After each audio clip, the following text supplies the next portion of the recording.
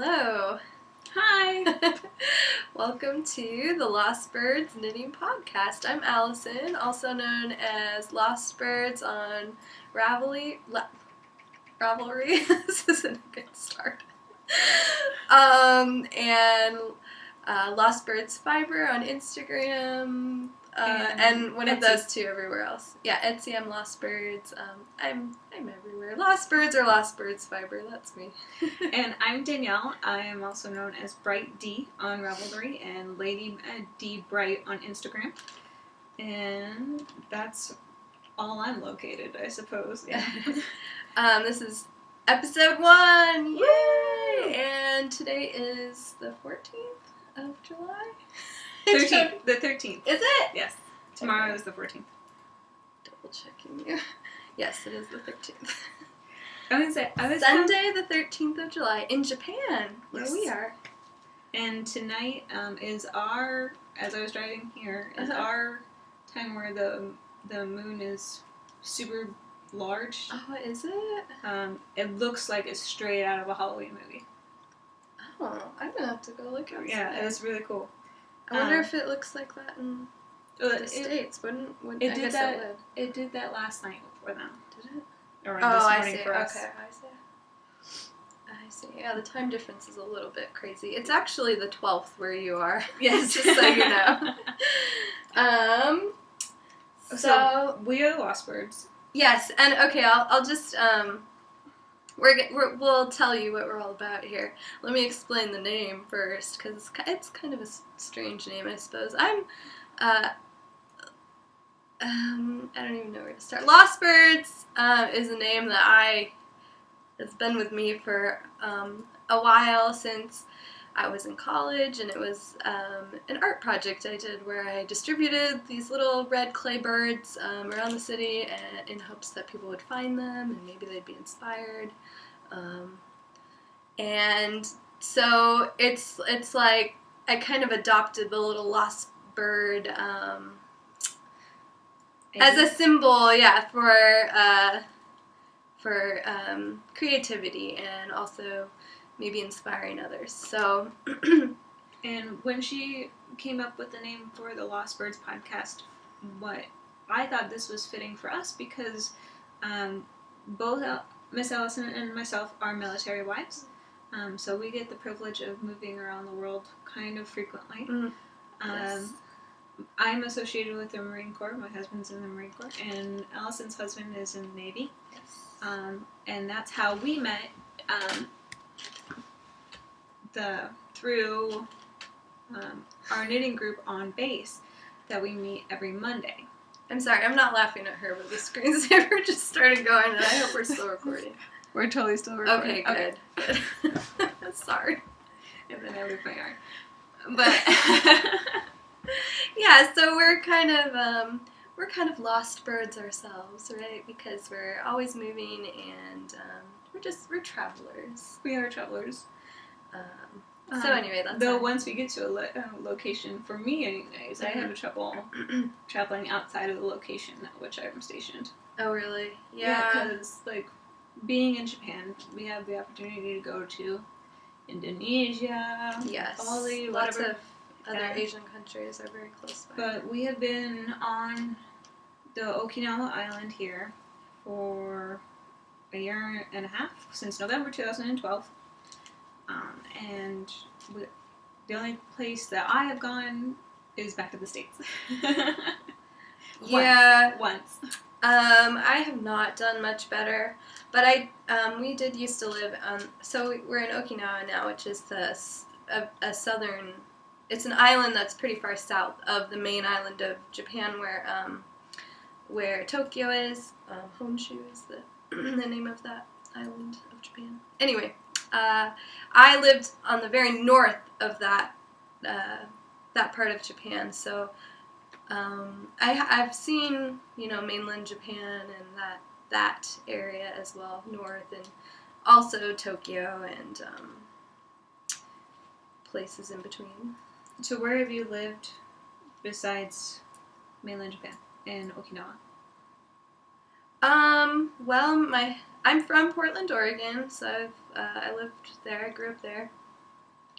And then I went to school, and I went to college in Hawaii, so I lived in Hawaii for about 6 years, and that's where I met my husband, and then we moved to Japan. Before we got married, I don't know if you know this, but I worked in Antarctica for about 6 months, Wow. so that's about as close to living in Antarctica as you can get. But so that's. Why were you in Antarctica? Just I was for fun? sort of, yeah. It was sort of. I was looking for a job, and this job came up, and I just to go is Antarctica. Yeah, I just kind of applied, just thinking, well, I probably won't end up going, but how fun would it be? And I got the job, so it for 6 months. Yeah, so it you can allow you to stay up to a year if you're working there. They don't want you to stay longer than that because get cabin fever yes, and whatever else. Yes, they don't want you to go like stir crazy. Yes, they don't want you to go mad. But I chose just to stay for the Antarctic summer. It's not quite as cut off as the winter. You still get like fresh fruits and vegetables once in a while. Yeah, and they're you get mail. And then you have to define the word fresh.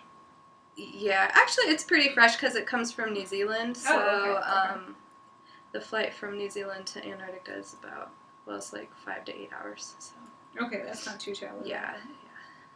I'm gonna say I'm originally from the state of Iowa, and I met my husband through planning my sister's and his brother's wedding.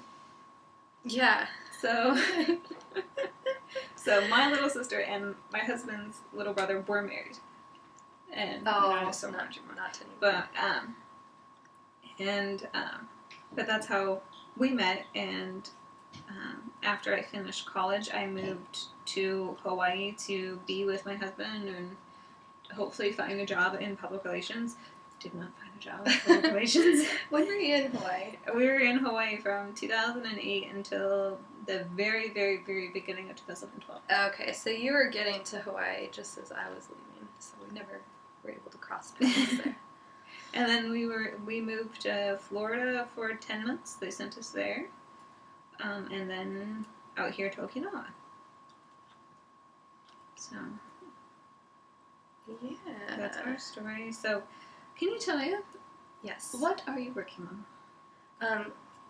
Well, I am currently working on a pair of socks. I probably got you in the middle of the row, sorry. Oh, no, actually, I just got one stitch on the second sock. I'm doing 2 socks at a time, toe up, magic looping, and it is my favorite way to knit socks. I know a lot of people, well, at least I've heard a lot of people say that they don't like that. I would say I'm doing the same thing for a pair of socks that I'm working on, and I hate it. Yeah.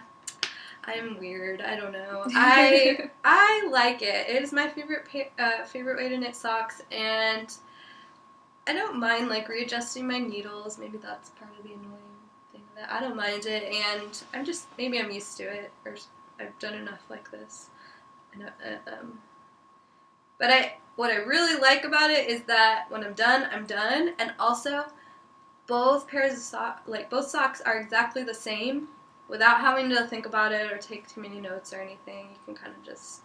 It's a really great project to carry along because I don't have to think about it. I don't have to worry that I'm starting my heel on the same row, or I don't have to measure anything because they're both going to be exactly the same. The colors aren't, which I don't care. I don't care about the colors matching, but the socks, I like them to fit the same and feel the same on your feet. So. I'm sorry. We were going to name our segments. What was the name of our segments of what we're working on? Okay, backtracking. I actually wrote this down. Oh, really? Fantastic. If I had only looked at my notes here. Okay. So we talked about who we are, where we are, and where we're from. Did we talk about why we're doing this podcast? I don't think we did. I would say I can tackle it if you wish. Yes. So good at that explanation. I mentioned earlier that we have a knitting group that we go to on Monday nights, and that's one of the ways that Allison and I met is that we are both currently the only spinners in the group. And when Allison was trying to get her ladybug wheel, which I believe is in the frame behind us, and perhaps it's right there. I have a wheel from Heavenly Hand Spinners that I had Allison come over and try out, so that way she can, decide whether or not she wanted her own wheel. And it was just, from there. However, going back to the knitting group, being part of the military, we have inconsistent flow of people into the knitting group. We have a lot of people moving to and from, and sometimes we have a lot of people in the knitting group, and sometimes not so much. So what Allison and I decided that we really wanted to do is kind of connect to the knitting group as a whole, kind of on an international level, so that way we can, have friends from around the world and, be a little bit more consistent with our craft. Yeah. We love the knitting community here, but it's just very small, and it's always changing, and so we want to meet new people. So, hopefully somebody out there might watch the podcast. Yeah, and say hello, because that's otherwise it's just an excuse for us to get together and talk. Yeah, that too. I mean, it's just fun for us, and yeah, I don't know. That's the biggest thing you should worry about, I suppose. Yeah, if it's fun for us, yeah. Yeah, if you don't enjoy it, don't do it. So, okay. Technical issues aside, right? Yeah. Okay, so that's not always back true. to are you working on anything else? No, we didn't even talk about. We didn't talk about the segments. Okay. So we came up with a list of segments, things that we want to talk about, and okay. So we came up with clever flight. Clever. Yeah, flight/bird themed names for our segments. So we'd like to. Here it goes. Clever. Yes. Flight plan will be our segment where we talk about projects, and this will be finished objects, current projects, future projects, spinning projects, and the occasional maybe other craft projects. Yeah. So projects in general, very general. It's a broad segments. Then we occasionally have funny stories about knitting projects gone wrong, which we have called off course. So when we go off course, that's when we have had a little knitting mishap, and we'll share those hilarious stories with you. Then we have our bird's eye view, which is our overview of the week, anything that we've done or seen we think is interesting that you might want to know about, especially since we are in kind of an unusual location. Mm-hmm. Might be interesting, I don't know. And then we have our bird call, which is our shout out to people or things, other podcasters, indie dyers, authors, whatever, products, anything that we really like and we want to share with you, and we want to kind of get their name out there, or not. Maybe we just like them. You already heard of them. Mm-hmm. Doesn't matter. And then finally, anything we get in the mail, we're going to share with you during mail call. So those are our segments. And back to flight plan. Yeah, flight plan. So we were talking about, you haven't talked about yours yet? I was talking. Okay, so I'm working on these socks. They're 2 at a time, toe up, magic loop, and they are, they're not going from a pattern, they're just stockinette sock. Yeah, they're just kind of like stripy plain socks, which... What kind of yarn are you using? This is a yarn that I've never used before, and it is called... I wrote it down. I'm going to get really close to the camera because I wanted to knock out the screensaver. Maybe we have to turn that off in the future. Yeah. It's online brand. The brand is called Online. There we go. And their Super Sock is the name of the yarn. Okay. And the colorway is called Caribbean, and it's got these really pretty like blues and greens and like coral colors. Can you see it through my fancy plastic drawstring project bag? And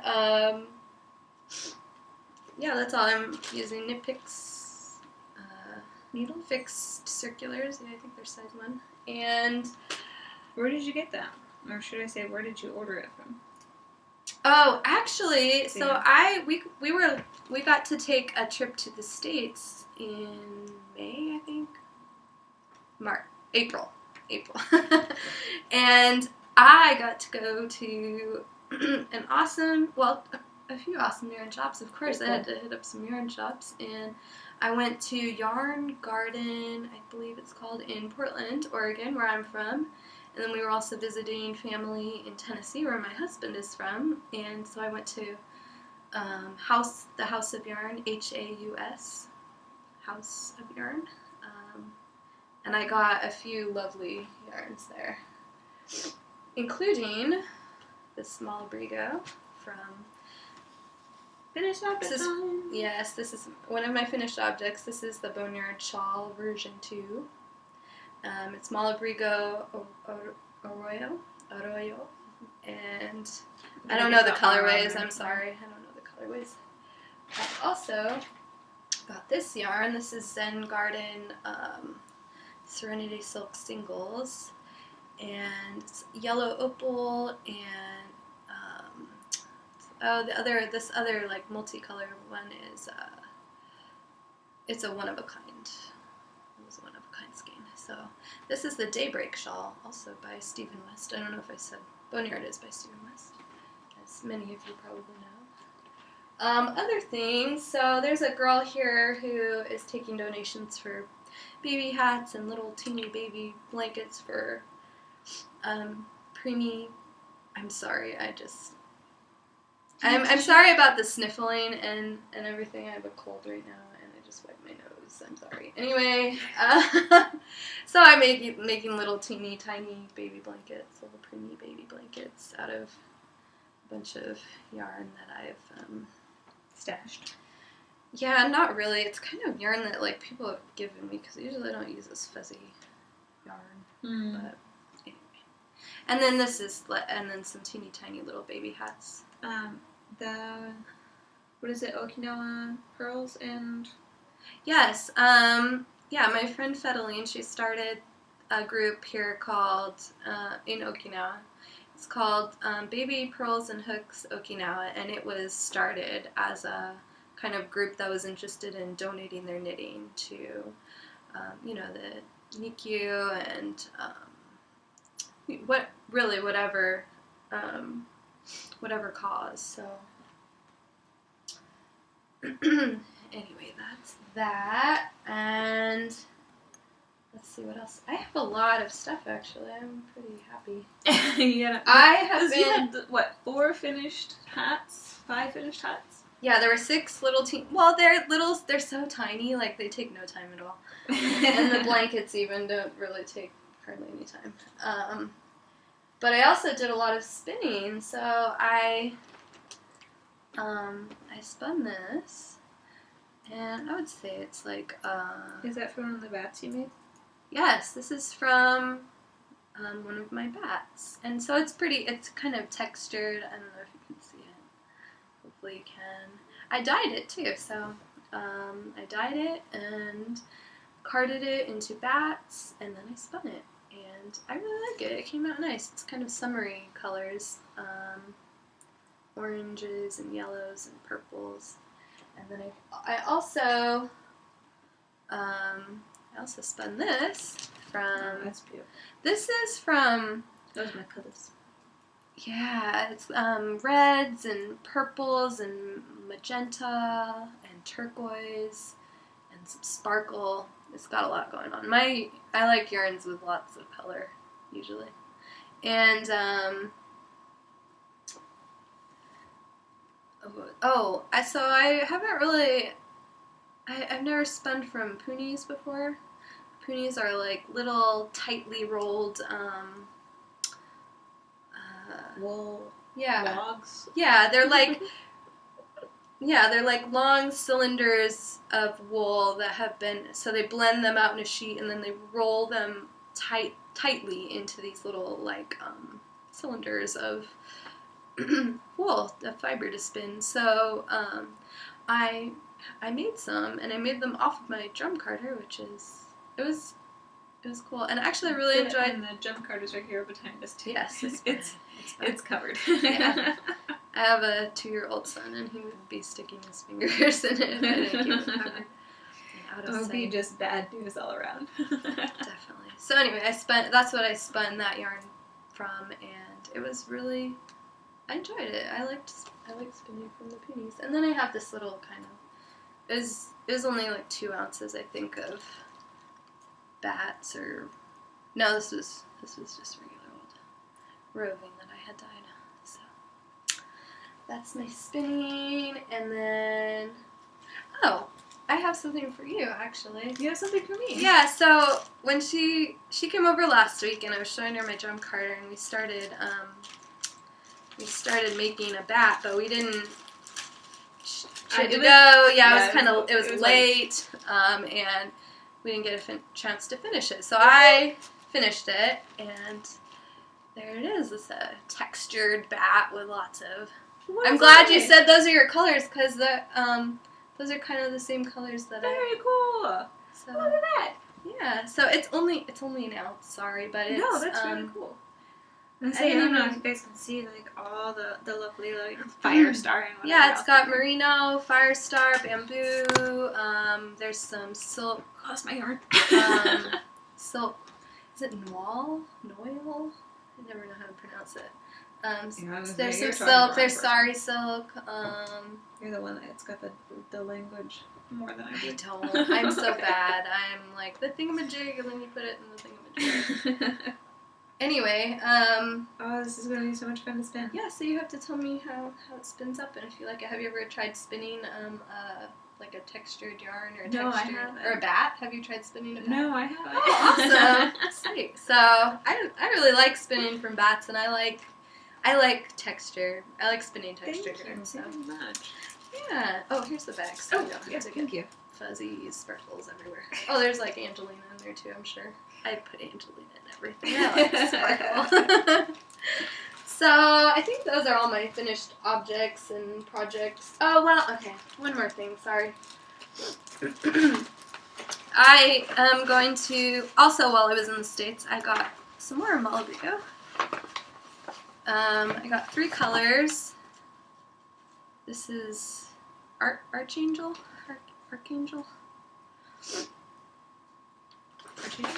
Yeah. And this is Rayon Vert. These are all fingering weight. Let's see, what do they call them? It's their sock yarn. And then this is ochre. And then with those 3 colors, I'm going to do a Color Affection shawl. The Color Affection shawl is by Vera Valimaki. I'm sorry, I mispronounce everything. I'm very terribly sorry. But it's you can find it on Ravelry, and it's a popular pattern. Many of you have probably seen it before. But I've never done one, so I'm gonna try it out. Anyway, so those are all my projects. Very cool. What are you working on? So I'm currently working on just some plain stockinette, cuff down socks. I actually just started it here a few minutes ago before I came over to Allison's house because I decided I want some socks for myself because I allowed somebody to purchase the socks that I was working on last time for myself straight off my deals. Yeah, she was knitting in public, and this lady comes up to her, and she's like, those would be perfect for when I deliver my baby. Can I buy those from you? And I'm like, awesome. Sure, $30. Which is a steal for hand knit socks, if you ask me. Well, a lot of times people, don't think, oh yeah, this is, hand knit socks that are, have the same number of stitches as a sweater. Yeah, seriously. And is made with yarn that is, well, it wasn't very nice yarn because they were going to be my socks. Yeah. But I'm making. She got a steal. Yeah, she totally was. I am making these socks from Sadie Blue Ruin Knitter's Nightmare yarn. In her, I believe it's her Batty sock. And so it's self-striping yarn. And I believe it's called Mother of the Universe is the colorway. I'm sneaking a peek at my little cheater card. Well, it's the ball band tucked inside it. Yeah, I do that too. I can't see the name, so I believe it's Mother of the Universe. So there's that. And I am working on this fluted cardigan by... Oh, and it's all rumpled. The what cardigan? You're gonna make me pronounce it all. And Sorry. I see where you're doing the cardigan. Skoldic cardigan? Okay. Close enough. Yeah. I'm just gonna spell things in the future when I can't pronounce I'm gonna say, I wrote it down here. SCHOODIC cardigan by Hannah Feddick. And then in terms of pronunciation, forget it. Yeah. I apologize in advance. Yeah, for real. And of course, I'm in the middle of the road because that's how I roll. Yeah. And I'm working on this Cashmere DK by Cascade Yarns. I don't believe you can get that yarn anymore because it's discontinued. But it's super, super, super soft. It's merino microfiber acrylic cashmere in a 50-gram ball. It's kind of wonderful, I'm not gonna lie. And let's see what else I got in here. I started because I decided that this week is the week to start all the things. Where did it go? Here it is. This is going because I have everybody around me is having a baby. And so I am making a bunch of little baby sleep sacks as gifts. Oh, nice. And with matching hats, and I'm kind of making up the pattern as I go along because one of them's going to be bumblebee. Oh, type cute. For the little boys, and for the little girls is for ladybugs. I hope you put wings on them. I don't think I'm going to put wings on them, but the boys get a stinger at the end. So the bumblebees get a stinger at the end of the little sleep sack, and there's antennas on the hats. So I'm a sucker for that kind of, like, dress your baby up like an insect or an animal. I don't know why. I love it. It's so cute. Have you seen all the pictures on, Instagram or whatever else, that people dressing up as cows for the free meal for the Chick-fil-A? No! Is that like a promotion or something? I don't think there's Chick-fil-A here. No, there's definitely not. I don't even think there's Chick-fil-A. I don't ever remember. I think you have to be in a southern state? Maybe. I'm not sure.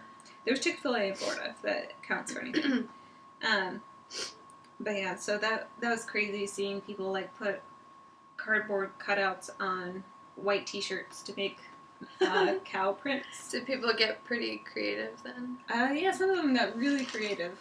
And then other ones just looked sad. But they still got their free Chick-fil-A. Yeah, they still got their free Chick-fil-A. So I would say if you're going to get a free meal out of the deal, I suppose, might as well, If you're willing to go to those links, you should get a free meal. Yes. And then these are the socks that I was talking about earlier, of the 2 at a time toe up. And these are, I'm calling my derby socks because they are for a friend. That's why they're being toe up and knit 2 at a time, so they are exactly the same on both feet. Otherwise, if they're mine, it would be no problem. I just knit them 1 at a time. Yeah. But she is in love with roller derby. And so I'm making brightly colored socks for her. Yes, derby socks are always bright. And they're supposed to be like knee-high and bright and colorful. Mm-hmm. And those would be perfect. They're kind of rainbowy. Mm-hmm. So this is my last shipment from the Trifecta Awesome Club. Awesome Club. How does that club? I've heard of that club before, but how does it work? It's 3 different dyers, right? Right, and 1 each month. And they just rotate through, or it's whoever wants. Yeah, they just rotate it through. So for this one, I cannot tell you who sent the last one, but I know one of them was Heather of Highland Handmaids, Fiberista Files, and the other one was Fiber and Dye Works. She has a podcast too called I can't remember it now. I don't know. I'm sorry. I'm terrible with names. Terrible. So there's that. I have a finished object. Yay for me having a finished object. Oh. When ends are not woven in though, but it has been blocked. But it's a Trillion shawl by Martina Bim. Yeah.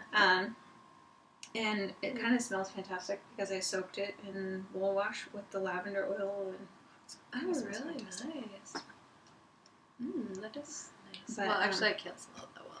I was going to say I know it's a little bit stuffy outside. I could smell it a little bit. But I love the Martina Bim shawls and the shawls that have a lot of garter stitch because after a long day at work, that's all my mind is capable of. Yes, I totally agree. I'm okay with stocking it or garter. So one of the other things I'm working on is I got a whole fleece from when I went to visit back in the States in May. I worked with a shepherdess that's in Iowa, and she was able to send the fleece over to my parents' house, and I was able to wash the fleece at my parents' house and send it over to us, and which is fantastic because the idea of having a not so fresh fleece coming in the mail that could stay on a boat for a month and a half would probably not be the best idea in the world. Sometimes things don't get here super quick. No. Just where we. But this is how the fleece looks, just washed. It has a pretty fantastic crimp on it. Yes. It does have a little bit of sun bleached edges over here, so, but I'm not too terribly worried about it because this is how it comes out. It's wow, pretty. So this is just combed and dizzed. It's so much more gray than I thought too. Like the golden part doesn't come out right. Not too much. I mean, it's really pretty though. That it hopefully it'll end up being a Rocky Coast cardigan, but we'll see how it actually goes. Because it's, I think, like the perfect color cardigan. Yes, beautiful. But anyways, so those are all your projects? That is all the projects. Okay, so our next segment is off course. Did your knitting go off course at all? It did, because I was telling you earlier that this week was the week of starting all the things. Yeah. So I was trying to start another kind of shawlette sort of thing, and I wanted it to be like my design and whatever else, and so I picked out like an edging from just like a stitch dictionary, and I wanted to put it on, you know, kind of a garter stitch style shawlette, and I tried like 3 or 4 times, and I didn't get past row 10. So I'm like, clearly I am not made to be a designer, so I am ripping this out right now. It takes a lot of patience, and time that I don't have. Apparently, I'm just kind of the person. Just tell me what to do, and I'll do it. Yeah. I always, like, kind of tinker with patterns. You know, I never knit them exactly as they're written, but... Or I usually don't, but I still haven't written my own pattern. Anyway. Let's see, did you have any? I only had... I had a couple with the Daybreak shawl here. Mm-hmm. I haven't woven in the ends or any blocked this or anything, but so I like to push the limits with my yardage a little bit. So I actually the edging here is there's these garter stitches here. There's supposed to be 5 garter stitches, and I only had enough yarn for 3. And even then, I had to bind off and like part this yellow and then part the other yarn. And fail at the yarn chicken, huh? I know, and it's such lovely yarn. It doesn't matter though. I still like it. I don't think it makes that big of a difference. Well, and it's not like it's hugely noticeable. No, I don't think you'd know necessarily unless you had done the pattern before or something. But only other mishap I had with this one is somehow, okay, so, you know, I knit this on circular needles, and so it kind of loops around, and somehow I caught, like, one of the stitches back here, and it ended up on the, I don't even know if you're going to know what I'm talking about, but I caught one of the stitches from back here, where the stitches are hanging out on the cord, and I got it onto the needle that I was actively knitting on, and I don't even know, I had this big, like, long string, like, going from back here somewhere to over here on the edge somewhere, and I don't know how I did that at all without noticing. Did you knit it too, or no? No, luckily I caught it before I knit it into this shawl. It would have been a hot mess trying to rip that Yeah, one out. and then I had a big hole here where I had, like, pulled the yarn, but luckily it didn't, like, actually ruin the yarn, and I was able to, you know, even it back out, so problem solved. But Yay. Yep, so that's all for me this week. That's enough. Yeah. So our next segment is our bird's eye view, our overview of the week. Okay, so this week we had our very first typhoon. Yes. Of the typhoon season. Of the typhoon season of 2014.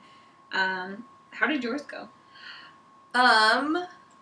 Actually, we were fine. So it was a bit of a doozy of a typhoon, and actually it made international news. Maybe you heard about it. It's typhoon. I think it's pronounced Naoguri, or it's spelled Neoguri. So Neoguri or Naoguri. I'm not sure. Anyway. They always have funny names over here. Yeah, we're trying to pronounce it Japanese style versus, like, saying it American. Yeah, so, anyway. American English. Yeah. We did okay. We only lost power for a few minutes a couple times. I was worried it wasn't going to come back, but it did. And, we have metal storm shutters on all of our front-facing windows, so we closed all those, which makes the wind howl. Like, it sounds very eerie inside the house, but it protects your windows. We have one window that doesn't have a shutter on it, so I was taking little videos. Actually, it's on, I took, like, a very short video and put it on Instagram if you'd like to go look, but yeah, it was crazy watching it out the window. I mean, it's amazing to experience that. Well, it ended up being a Category 3 by the time it hit landfall, right? I don't remember what the final verdict was. Yeah, they were predicting it was going to be a 4 or a 5, actually. Right. I don't know if it was actually that strong when it hit, but it was strong enough, and a lot of people, their homes flooded. There was a lot of flooding, and I've seen pictures of people had their cars up to the grill of the car flooded. Yeah, and it'll flip cars over too. And I think it did. Yeah, it did. Yeah, I saw some pictures of a few cars flipped over. But I would say we live on base and we were fine.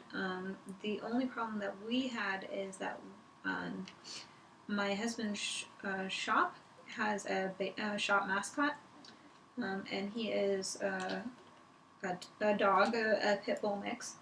An actual dog? Yeah, it's an actual dog. That is in the shop? Yeah, it's in the shop. Oh, cool. I didn't know they did that. His name is Sasser, and he is a pit bull mix dog because he has to protect the shop. Right, nobody's there. I see. Okay. And so there's a reason behind it. But he took shelter in our house during the storm. However, we discovered that he doesn't particularly care for cats. No. And we have a cat. Her name is Pree. Like Grand Prix, because when she was a kitten, she was a racer. That's cute. And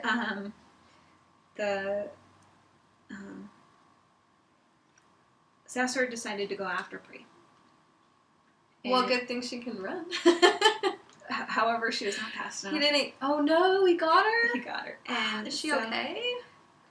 Luckily, she's okay, but she's really battered and bruised. Oh my gosh. Yeah, and has some bite marks, all over her belly and across her back a little bit. Did you have to take her to the vet? We totally did. However, it was the next day because it's not like we could go to the vet. Yeah, in the middle of a typhoon. You don't go outside. No, you don't leave. And it's not like anybody would be there if we did leave. Yeah. Well, we couldn't get off base even if we wanted to. Yeah. So the poor girl had to just sit and be miserable for the rest of the day. Aww. And she was all bloody and everything. And but luckily the next day we went to the vet and they checked her out. No broken bones, no internal bleeding, no nothing. She's just very, very sore from being bitten by this dog. Wow. Well, I'm glad she's okay. That's scary. I tell you one thing's for sure. That dog is not welcome in my house anymore. Sorry, man. I have to stay at the shop for the next time. I was going to say he's going to have to, be in the, with some of the single guys or something. Yeah, somebody with other animals. That's always the risk when you bring, new animals into your house. Yeah. Well, good thing she's okay, man. Yeah, I was really worried How about your dog? Did they get along? Oh, yeah. Our dog, Layla, she is a yellow lab, and Jeff actually brings her to the shop on a pretty regular basis. Oh, really? Wow. Just kind of hang out. That's really cool that he can do that. That they let him do that. That's awesome. Well, and the shop has its own little compound, so it's an entire fenced-in area. So they can't get out. They can't get out, and they can. I think it's sitting on like 2 acres or something like that. So they can just run and be happy. Just have to be careful of the habu. Yeah, I'm gonna say luckily they keep the grass mowed. Oh, so. good. Yeah. By the way, habu is a very poisonous snake native to Okinawa. Is it native? It's not native to Okinawa. I'm not sure about its origin, but it is. It's here on Okinawa now. It is here, and it's a well-known. I mean, it's like an Okinawan snake. They use the skins of them to make the sanshin, which are these Japanese Okinawan, I think they have 3 or 4 string. They're like a stringed instrument, and they also make habu sake, which is a big jar, like a big pickle jar of alcohol with to drink. Yeah, with a coiled snake. They're a pit viper is what they are. So they're coiled in the bottom, and then their mouth is wide open. With the fangs and all that other good stuff. Yeah. Pretty crazy. Those, a lot of people want to have the habu sake just for decoration or whatever else, and it's pretty expensive. It is, yeah. A jar of that it can be $200 or so. I don't know, for a jar of it. You can also buy it without the snake actually in it. So if you're actually planning on drinking it. Yes, it's much less expensive, and it's very, very strong. I hear very, very strong. So. And I'm okay with drinking it. Yeah, I've never tried it myself. I'm not very sensitive to alcohol. Alcohol, yes. Anyway, Well, yeah, that was my week. okay. Yeah, I would say so the rest of my week was all dealing with work stuff and just computers not working correctly and whatever else because of power outages, and it was a fun week with the maintenance crew. Oh yeah, I bet there was a lot of recovery going on from the typhoon. There was a lot of flooding and just damage from wind and things flying from the wind hitting. I would say I think the worst part for our neighborhood is that we had neighbors who didn't secure their trash bins. Gosh. Prior to that, I would say, look, it's like one of those situations. Like clearly, this is your first typhoon. Yes. And so like they had trash bins knocking into people's cars, and of course all of our trash bins on base are labeled with the building number and your apartment letter, so you know who to blame. And you're out there. We know who you are. Secure your trash cans. Yeah, exactly. So. Yeah, I heard there was another typhoon perhaps on its way. I heard that too. So.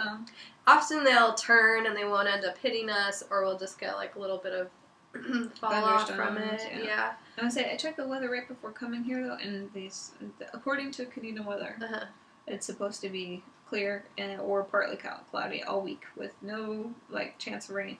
And I'm like, we're on an island. I'm pretty sure there's a chance of rain. Yeah, a tropical island nonetheless, full of jungles, so usually there's rain in places. And like 110% humidity. Ugh, the humidity here is ridiculous. Yeah, that was pretty much my week too. The typhoon was the big happening. Mm-hmm. But in that time, when you're stuck inside, we're stuck inside all day, actually a day and a half, I would say, and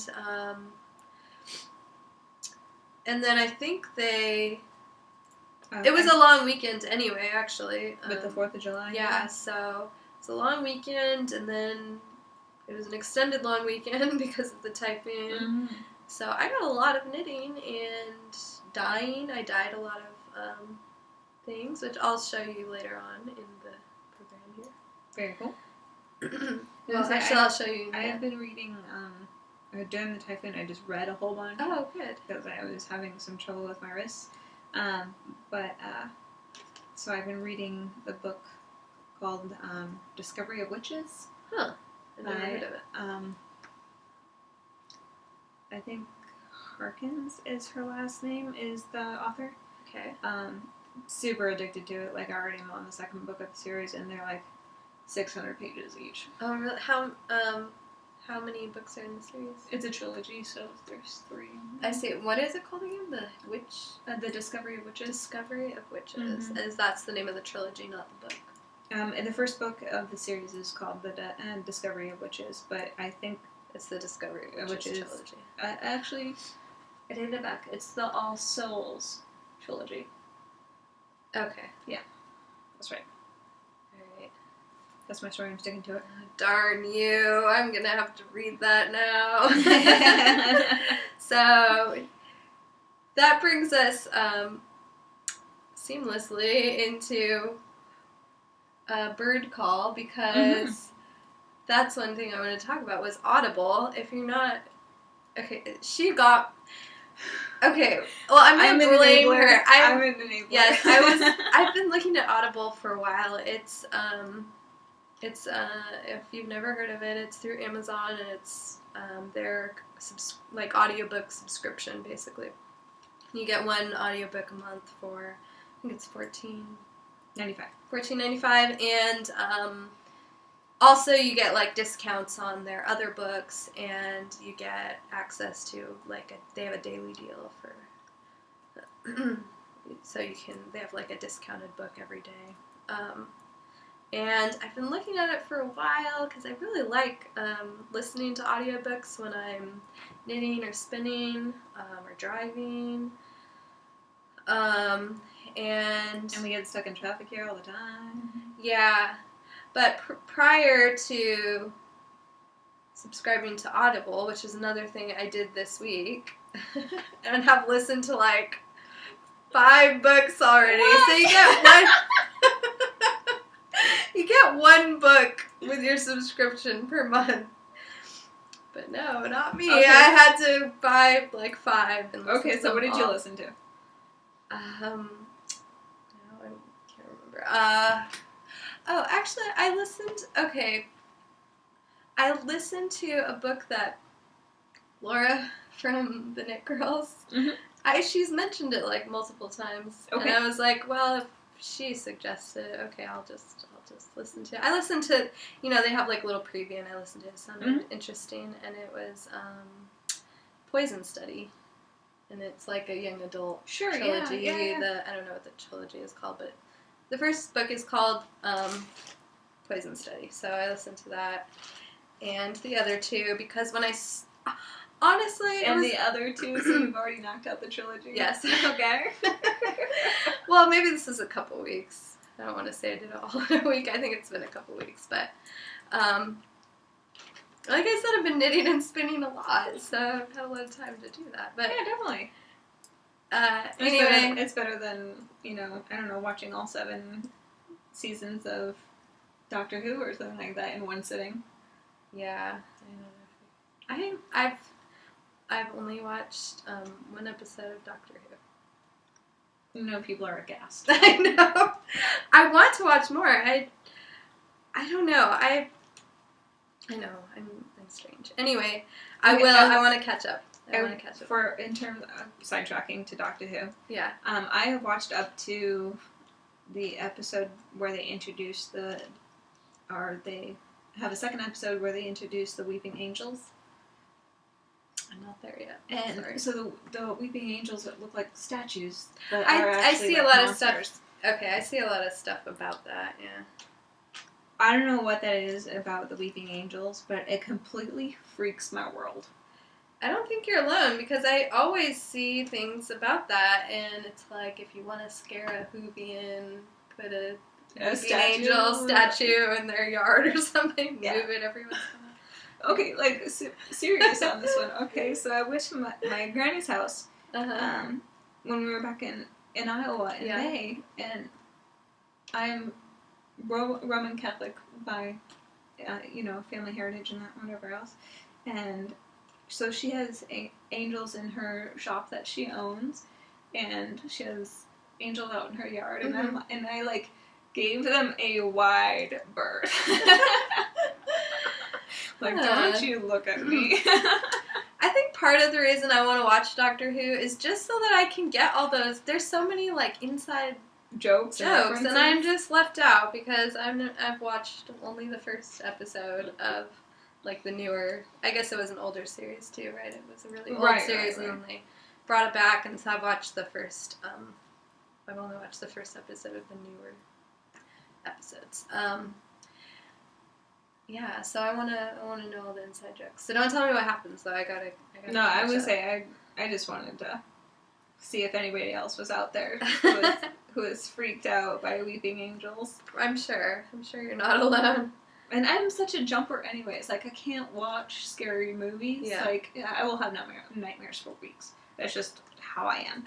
And so, if something, jumps out at you in a movie, then I am, 5 feet in the air. I am, too.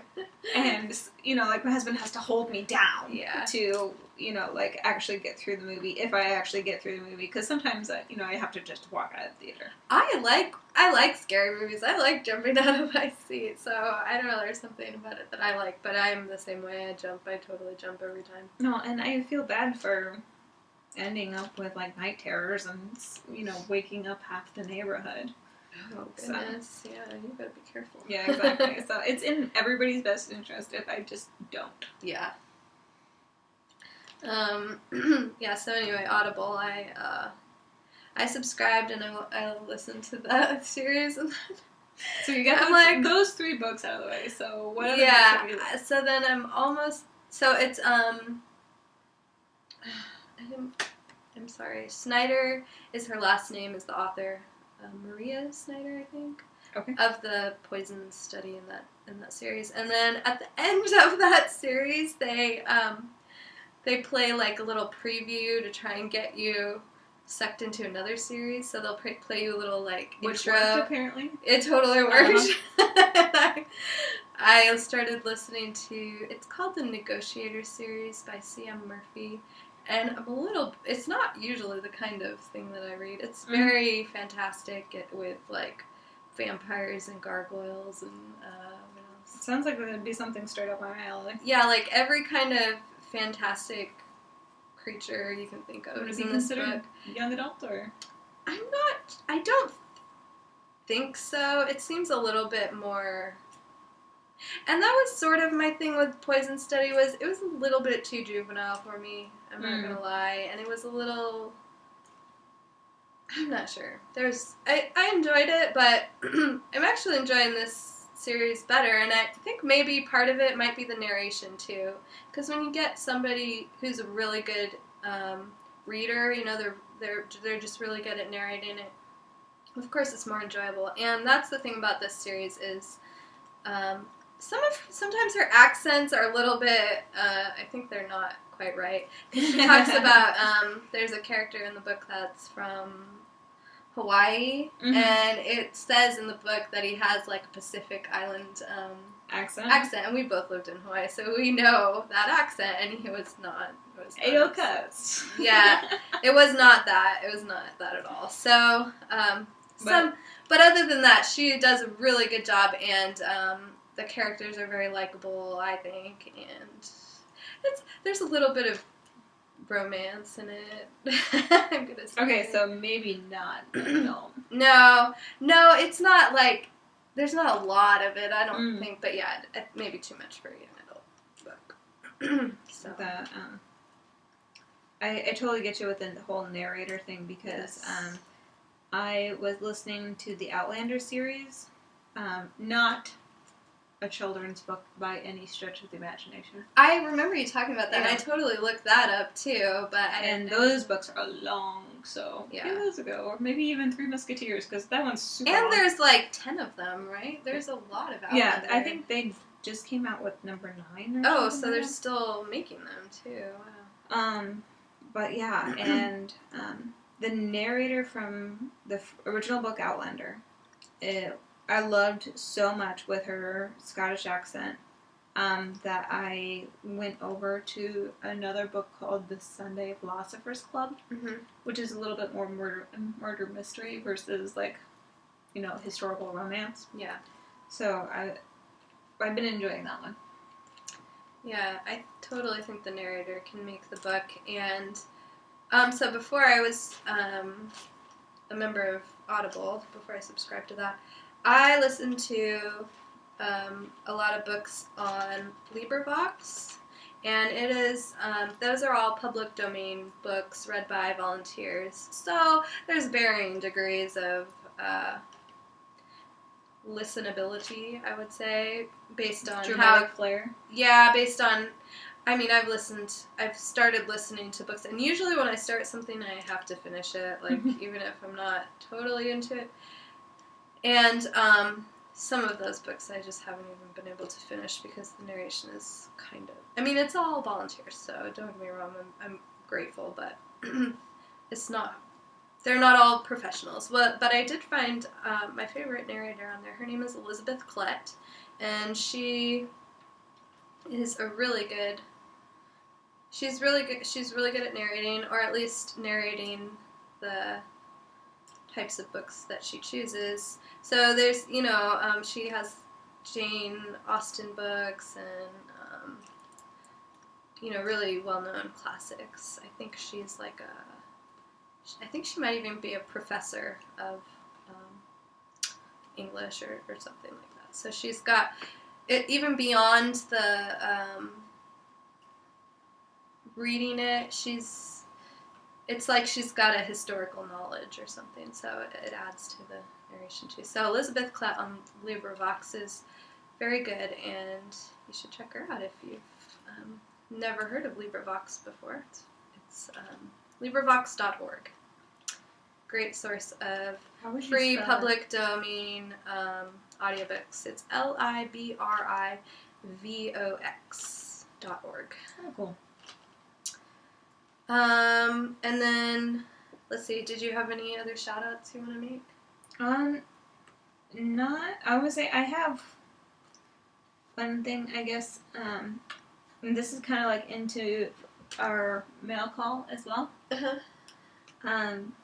I ordered this recently from Webs or Yarn.com, and I splurged a little bit, and this is Madeline Tosh. It's Tosh Merino White. 100% superwash merino wool. It's fingering weight, 420 yards. Recommend US 1 or US 2, 2.25 millimeter or 2.75 millimeter needles.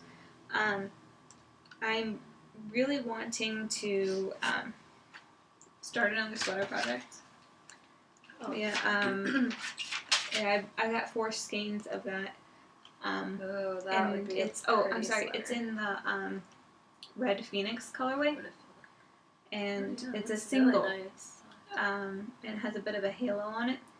I'm wanting to do the River Crossing cardigan by Celia McDonald, and it has like some.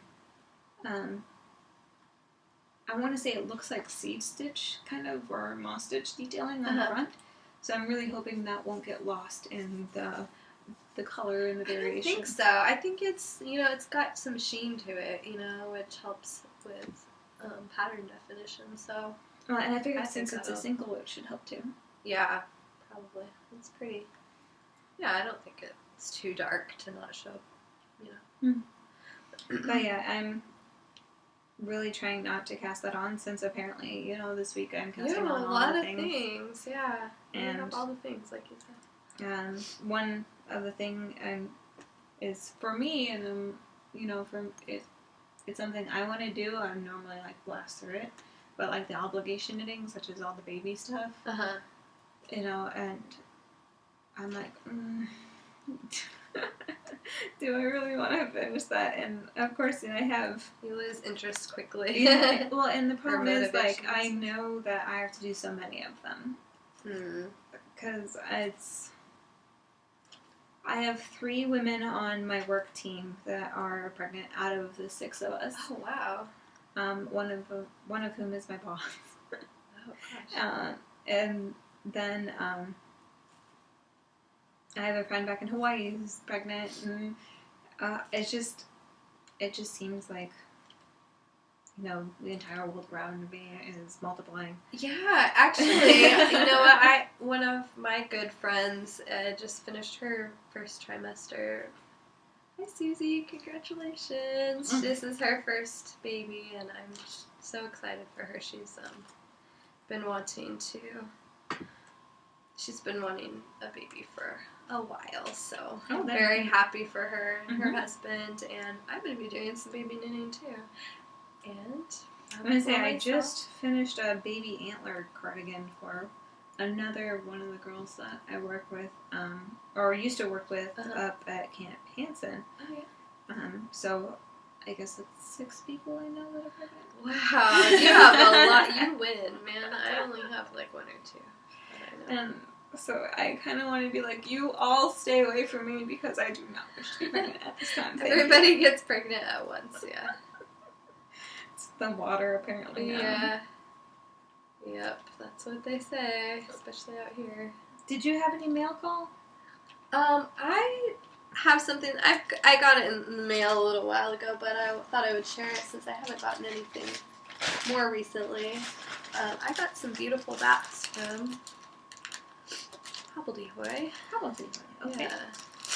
And I believe I forgot to look for the tag again, but I think they're called Starship. It's black alpaca with colorful merino, and I think there's a little silk sparkle. They're very pretty, soft. I'm looking forward to spinning those. And I also got some little batlines. They're little teeny tiny bats. They kind of look like little cupcakes. Yeah, I know, they're adorable. So I got these. They're pinks and yellows and oranges. very summery colors, and I love her colors. She does a really good job. So that's all I have gotten recently. But I'm expecting a lot of things, so hopefully in the near future. I was looking at Three Waters Farm on Etsy. Uh-huh. Apparently they have a coupon code through the Knit Girls. Oh. And Knit Girls with 3 L's. Because I attempted to search Knit Girls when I first heard of them, thinking, oh, it's just 1 L. Don't search it. There's the Knit Girl. Well, I would say there's the I think it's just Knit Girls. Uh-huh. And without the. Right, without the, and it's just 1 L, and it came up with something highly unpleasant. I'm trying to imagine right now, but I can't even. I'm gonna say, I'll let you know off air, but the... What? Like X-rated? Yeah, X-rated. Seriously? Like legitimately X-rated. Interesting. But yeah, don't search it. Huh. I can't even imagine. I can't. Sorry. It was kind of astounding. I'm still blown away by it. And that was over a year ago. Oh my god. But anyways, the Knit Girls have a coupon code for Three Waters Farm. Knit Girls with 3 L's. Make sure you get the 3 L's. The Knit Girls with 3 L's.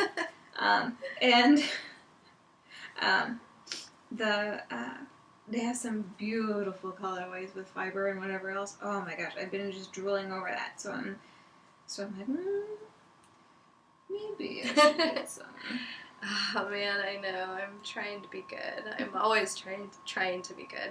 I'm not always good, but I'm always trying. Wasn't good when I went to the States, so I have to at least knit those projects before I can get anything else. So. Mm-hmm. I'm on a continuous urine diet that I sometimes stray from.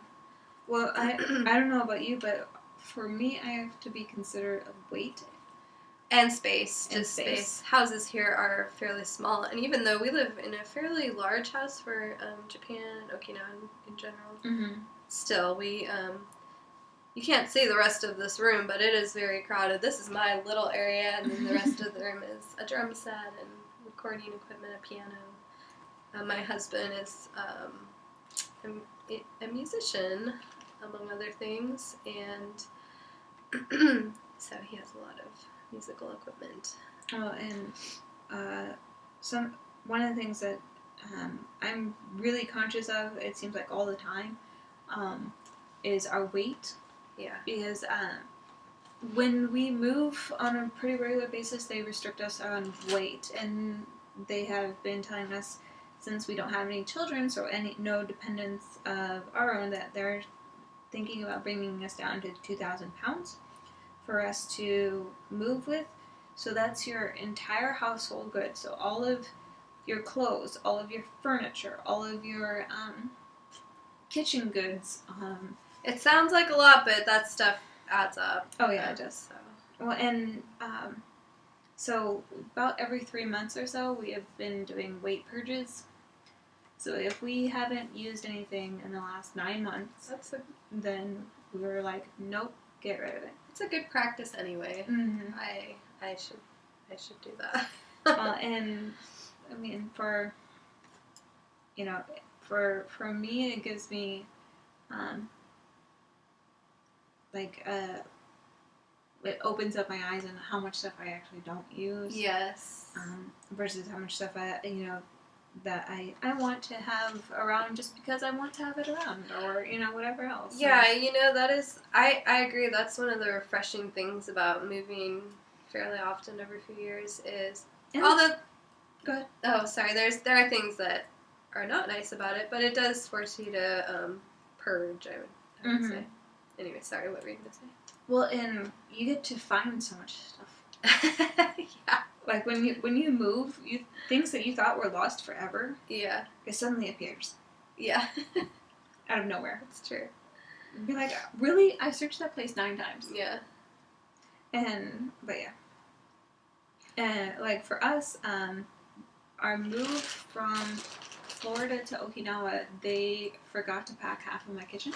Oh, really? And So I was missing a whole bunch of bowls and like cupcake tins and all that stuff that was in the And high you just cupboards. don't even know what happened to it? It just got left there? Well, no, like we were there, but they when you have I see. So they didn't pack it, and you had to figure out what to do with it yourself. Yeah, we had to donate it, and because the express shipment gentlemen were there at the same time as our TML guys were there. Sorry, express shipment is you get a smaller shipment of more like necessary items. Yeah. And we chose to put in our everyday dishes, some of our clothes, and I'm trying to think of what else. I think we put our like air mattresses and that sort of stuff into our express shipment. Things you might need while you're waiting for your larger shipment of more. All of our bedding we put in our express shipment. Yeah. And that went out at the same time as our regular household goods. So it was a lot of chaos in a very small apartment. Yes. So all of those bowls and whatever else I found after they left, of course. So I had to pack them up and take them to Goodwill. Oh, that's disappointing. Mm-hmm. On the other side of that, I'm pretty sure that we got a trash can like full of trash. That's typical, right? Yeah, so two sides of that coin right there. I'm gonna say, I think they packed our vacuum with all of the dust and stuff. Yeah, I mean, obviously they're not checking that for you. No, yeah. You're supposed to, you're supposed to, they assume that what you have out there, so it's totally our fault for not emptying the trash can before they got there, but that's how it goes sometimes. It's chaos. Well, and one of the things that I was very curious that they packed up, and even though I asked them not to, is the toilet brush. Ooh. Why would you pack that? Yeah, anyways, probably somebody's wanted them to, I imagine. Oh yeah, I don't doubt that. You left my toilet brush. What were you thinking? I'm sorry. I shouldn't judge, maybe. One of the things I would love to have them pack for me is my spices. I tend to go through all my things and bag them up and try to kind of like pre-pack them. So spices, candles, things that aren't going to go bad, but they don't like to pack because it might melt or leak or something. I pack all of that in other containers, plastic bags and plastic containers, and then they'll pack it, including spices, usually. On both of our moves, they didn't pack our spices, and I was very upset because spices are pretty expensive. They are, and it sucks to have to replace them. But luckily, shortly after we got here, our sponsors moved back to the States, so we got a lot of their spices. Yeah, that's true too. People are always coming and going, so even though you might have to get rid of stuff, somebody else is getting rid of it wherever you move to. So, so that was kind of cool. So that's why we're lost birds, because we are always moving around. That's very, very true. And on that note, we've been talking for quite a while. I don't even know how long. We need to get a timer. Totally. So I think it's been an hour. Oh gosh. Sorry. Congratulations if you made it all the way. And we hope that we will see you again. Yes. Because we plan on doing this every week. So yes. Next Sunday, we hope to see you. All right. Thank you. Bye-bye. Bye.